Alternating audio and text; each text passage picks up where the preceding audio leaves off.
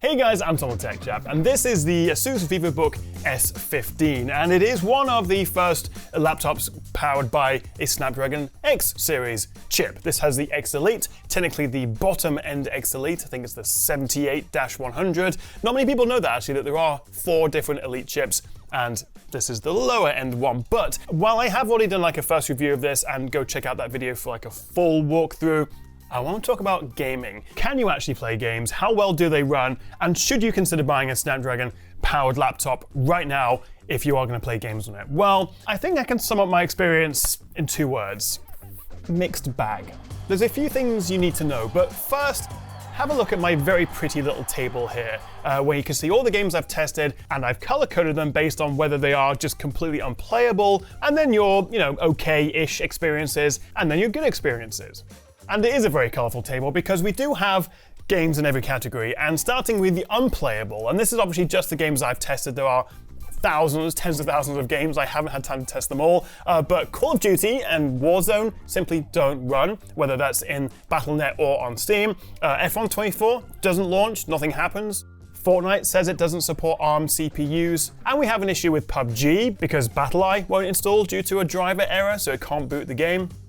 Now, considering the alternative to a Snapdragon series laptop is an AMD or an Intel laptop, and this is actually the Huawei MateBook X Pro with an Intel Core Ultra 7 155H, which I guess realistically is kind of like the comparative chip to the lower-end X Elite processor. And while these do trade blows in a couple of games, and that's actually quite surprising, we'll talk about that in a second, obviously the big upside with going for an Intel or AMD chip is that you have so much better compatibility. With these Snapdragon X Series, X Plus and X Elite chips being based on the ARM architecture, unless they are compiled and optimized to run on this hardware, they either won't run or they won't run particularly well.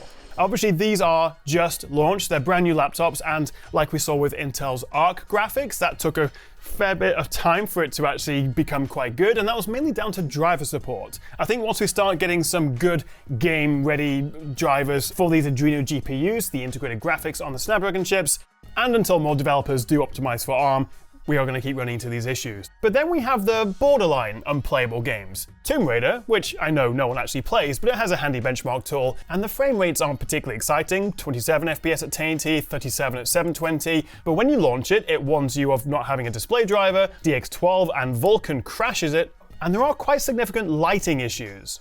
Then we have Counter-Strike 2, which actually runs really well. I mean, it's not the most demanding game out there, but even at the laptop's native resolution of around 3K, I'm getting about 60 FPS. The only trouble is we're still getting the odd frame drop, and every, couple of minutes, there's like a 5-second pause. Not ideal if you're playing competitively. I also couldn't drop the resolution while maintaining full screen mode with the game because it would just go black on this laptop, and actually similarly in Overwatch 2, I was limited to these resolutions. I couldn't put it up to 1080p. Baldur's Gate 3 runs reasonably well. I mean, the frame rate's nothing to write home about, and I definitely recommend playing at 720p to get about 35 FPS with medium settings. Although again, we do get quite a few frame drops, and it is certainly not a consistent frame rate. Dota ran incredibly smoothly. We're looking at triple digits at both resolutions, but again, we're getting big frame drops, which just means it's not a particularly enjoyable experience, even if we are getting relatively good frame rates. So those were some of the more troublesome games, but actually some ran really well. I was kind of surprised. Hitman, Minecraft, Rainbow Six Siege all ran pretty well, with Rocket League pushing 150 FPS or thereabouts at 1080p and close to 200 at 720. And Minecraft hit triple digits at both resolutions.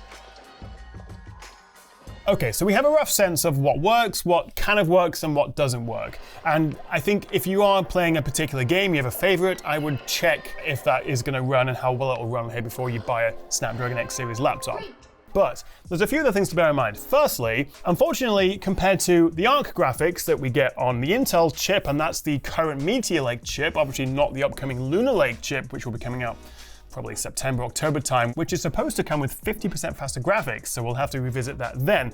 But in some games that are not well optimized for ARM yet, Intel, Arc graphics, even AMD, of course, although I haven't tested it for this video, just blows it out of the water in some games. Like Siege, we're getting a decent 48 FPS 1080p on the Snapdragon, but 127 on the Intel chip. And interestingly, it's this sort of 2 to 3 times uptick, which I saw in the 3D Mark TimeSpy benchmark, because that is also not optimized for ARM. But once it is optimized, and we saw this with the 3D Mark Wildlife Extreme test, in some cases, the Snapdragon laptop can actually outperform it.